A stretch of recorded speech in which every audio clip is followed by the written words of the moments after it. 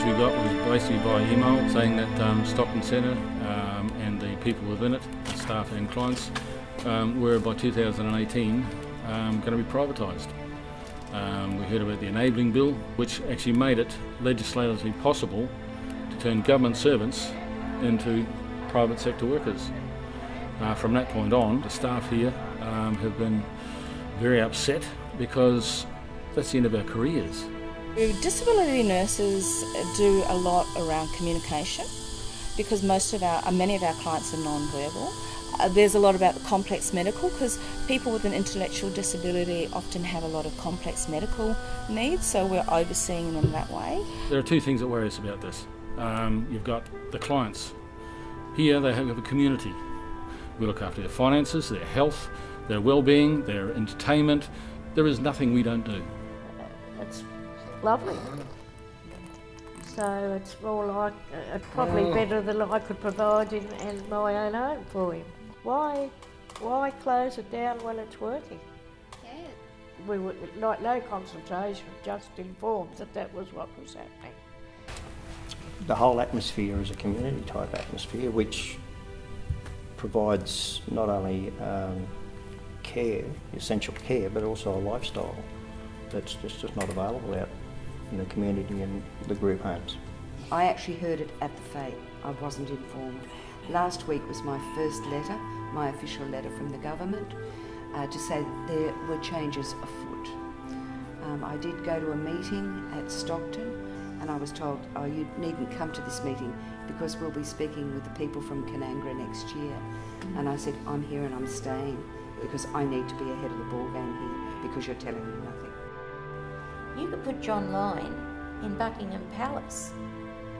All he would know is you've taken him out of the place that he's safe and happy. And it would kill him, you know? To privatise something in the area of the services that are provided at Stockton, I think it moves away from their whole notion of their capacity to be able to be a government. I think that it is an absolute disgrace that they don't understand that we as a community have to care for people with disabilities, with special needs. That's what a community is all about. I think society is only as strong as how we look after the most vulnerable. And the residents of Stockton would be the most vulnerable of all. Talking about choices, a choice between privatisation and what we have here, this community now, I know what choice I would take, and I'm pretty sure I know what Monica would want. A real choice would offer them private or public. A real choice would offer them something not like a sales choice. It would appear, and the decisions being made by the state government, that the current decision or the ability for people to make the decision that they like to stay at the Stockton Centre is not a choice that's available to them. So by removing a choice that is their preferred choice would appear to be inconsistent with the NDIS principles and objectives. And it allows the state government to sell disability sector assets pretty much as it chooses. It also allows the transfer of disability support workers to be transferred from public sector employers to private sector employers with no consent from the employees. I've never seen that before.